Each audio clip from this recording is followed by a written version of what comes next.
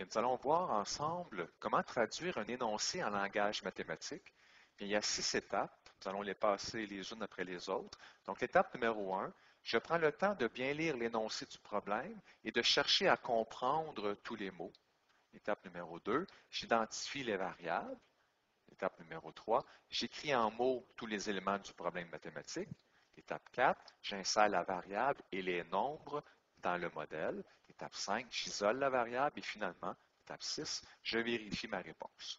Voici le problème que nous allons résoudre ensemble. André dit, si on double mon âge actuel et qu'on ajoute 5 ans, on obtient l'âge de mon grand-père qui est de 85 ans. Et on demande, quel est mon âge actuel? Bien, ça, c'est l'étape numéro 1, qui est de chercher à lire et chercher à comprendre tous les mots. Alors ici, si on regarde attentivement, on dit, si on double mon âge actuel, bien doubler, je cherche le double de mon âge, donc ça veut dire fois 2. Ici, on ajoute 5 ans, bien ajouter 5 ans, on sait que c'est une addition. Et on obtient l'âge de mon grand-père, donc ça va être égal à l'âge de mon grand-père.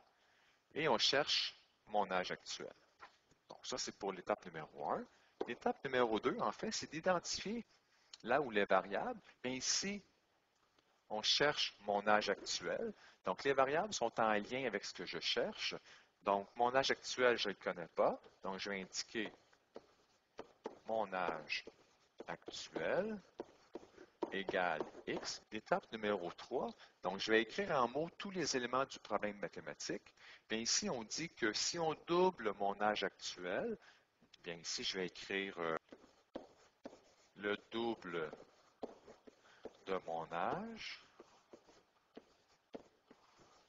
actuel.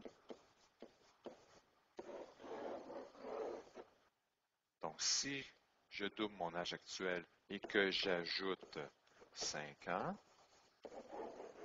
on obtient, donc c'est égal, à l'âge de mon grand-père,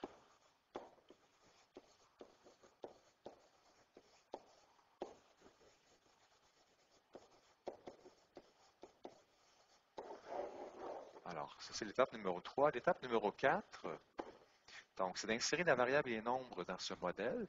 Mais ici, le double de mon âge, mais je sais que mon âge c'est x, alors le double de mon âge, ça va être 2x, auquel je vais ajouter 5 ans, et ça va être égal à l'âge de mon grand-père, qui est de 85 ans.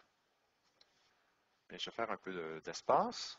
Donc, étape numéro 5, il s'agit d'isoler la variable en vue de trouver sa valeur, donc la réponse du problème. Donc ici, je vais isoler x, donc je vais mettre mes variables d'un côté et les termes constants de l'autre. Alors, si je mets mes variables à gauche, le plus 5 n'est pas du bon côté. Alors, je vais faire l'opération inverse. Donc, si je fais moins 5 d'un côté, je fais moins 5 de l'autre. Alors, nous obtenons 80. Donc, 2x est égal à 80. Donc, comme je vais isoler x et qu'il y a une multiplication entre les deux, l'opération inverse est une division.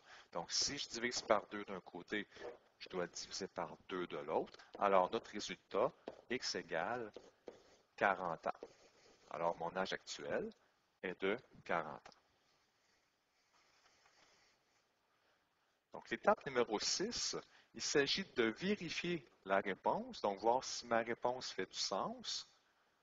Bien, nous avons comme équation, nous avons trouvé 2x plus 5 égale 85. Donc, ça, c'était l'équation de départ que nous avions ici à l'étape 4. Si je vérifie si ça fonctionne, donc si ma réponse est bien de 40 ans, je vais remplacer le x qui est ici par 40 et je vais vérifier si c'est égal de chaque côté. Donc, 2 fois x qui vaut 40 plus 5, est-ce que ça donne 85? Donc, 2 fois 40, c'est 80, plus 5, est-ce que c'est bien 85? Donc, 80 plus 5, c'est bien 85. Donc, c'est égal de chaque côté. Alors, ma réponse, c'est bien 40 ans.